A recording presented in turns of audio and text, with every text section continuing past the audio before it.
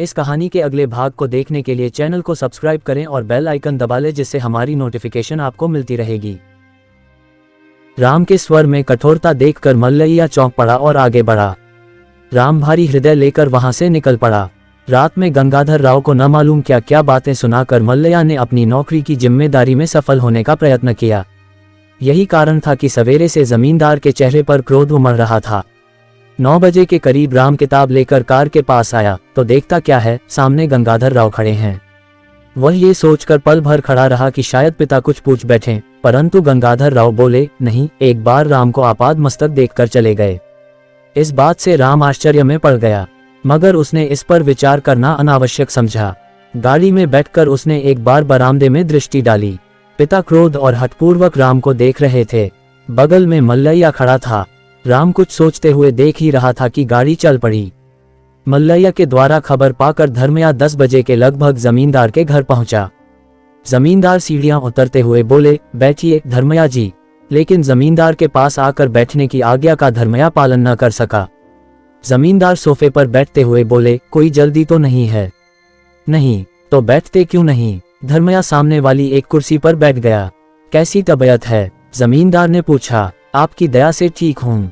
धर्मया के उत्तर में व्यंग्य छिपा था। धर्मया की कमीज और पगड़ी फटी हुई थी। शायद धर्म के लिए दया की जरूरत नहीं है। जमींदार ने बड़ी अक्लमंदी से धर्मया की बात का स्मरण दिलाने के लिए यह प्रश्न किया। धर्मया के चेहरे में कोई परिवर्तन दिखाई न दिया। शांत स्वर में बोला, दयापूर्ण भाव और कार्य को ही तो धर्म कहते हैं।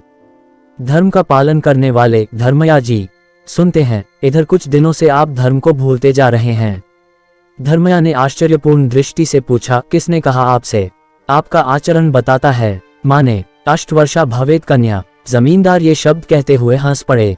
इस व्यंग्य बाण के आघात से धर्मया तिलमिला उठा। जमींदार के शब्दों में यह भाव छिपा था कि युक्त वयस्का कन्या को घर बिठाए ये डींग मारते हो कि धर्म का पालन करते हो। परंतु धर्मया संभल गया, फीकी हंसी हंसकर रह गया। उस हंसी में जमींदार के प्रश्न का उत्तर निहित था। हंसते क्यों हैं? आपकी हंसी का अर्थ युक्तवय होने के पूर्व विवाह करना शास्त्र सम्मत है न? जमींदार ने तीखी दृष्टि डालते हुए पूछा। शास्त्र सम्मत को धर्म सम्मत नहीं कह सकते। धर्म शास्त्र अलग है और शास्त्र धर्म अलग है। धर्मया ने उत्तर दिया। जमींदार ने घूर कर धर्मया को देखा। आपका क्या मतलब है? उन्होंने क्रोध से पूछा। मेरे कहने का मतलब यह है कि शास्त्र तो मानव द्वारा रचित है। एक जमाने के शास्त्र सम्मत निर्णय दूसरे काल में अशास्त्रीय भी बन जाते हैं। लेकिन धर्म इससे सर्वथा अलग है। धर्म शब्द की उत्पत्ति सदा मानवों द्वारा धारण करने वाले धर्म के आधार पर होती है। उसमें कोई परिवर्तन नहीं होता। उसमें स्त्री पुरुष का तारतम्य, धनी निर्धन का अंतर बहुत कम होता है। ईश्वर प्रेरित धर्म के आगे अहंकार द्वारा सृजित शास्त्र कपूर की भांति अदृश्य हो जाते हैं। आप ठहर जाए, जमींदार गरज उठे। जमींदार के चेहरे को देखकर धर्मया मौन रह गया। अगर मैं आपकी गलत फहमी का विरोध करूं तो आप नाराज हो जाते हैं। नहीं, आप बताए, सयानी होने के बाद भी आपकी कन्या का विवाह संपन्न न करने का कारण क्या है? ये प्रश्न सुनकर धर्मया मर्माहत हो गया। मेरी इच्छा, वह कहने को हुआ, पर जिह्वाग्र तक आकर शब्द अंतर्धान हो गए। आवेग को जबत कर शांत स्वर में बोला, आप किस उद्देश्य से यह सवाल कर रहे हैं? सद्भावना से। तो सुनिए, 1 वर्ष तक मेरी कन्या का विवाह करना उचित नहीं है। क्या कहते हैं? जी हाँ, आप अष्टवर्षा भवेत कन्या की जो बात कहते हैं वह अंधयुग की है। अंधयुग की नहीं तो क्या? आप पौराणिक गाथाओं पर विश्वास करते हैं न? आप सीता और सावित्री की कथाओं को कल्पनीय नहीं मानते हैं न? उनकी शादियां कब हुई थीं? कैसे हुई थीं? ये प्रश्न करके धर्मया जमींदार के उत्तर की प्रतीक्षा करने लगा, पर समाधान न मिला।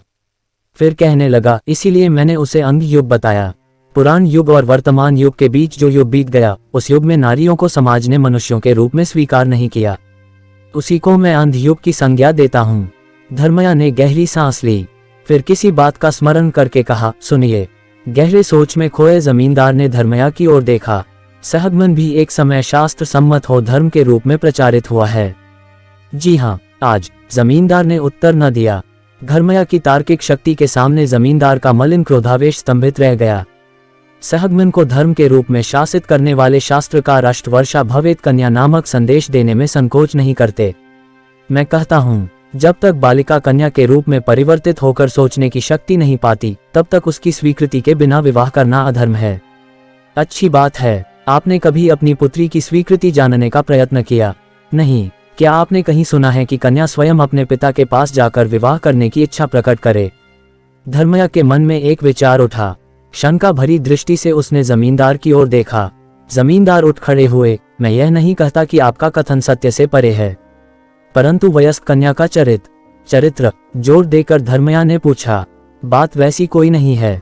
लक्ष्मी बड़ी योग्य कन्या है, लेकिन आप जानते हैं कि विलंब करने से कन्या के चरित्र द्वारा कई परिवार कलंकित हो जाते हैं। ये शब्द कहते कहते जमींदार धर्मया के निकट आए, उसकी पीठ को थपथपाते हुए बोले, आप मेरे आदमी हैं, इसीलिए बुलावा भेजा। कोई अच्छा संबंध तलाश कीजिए।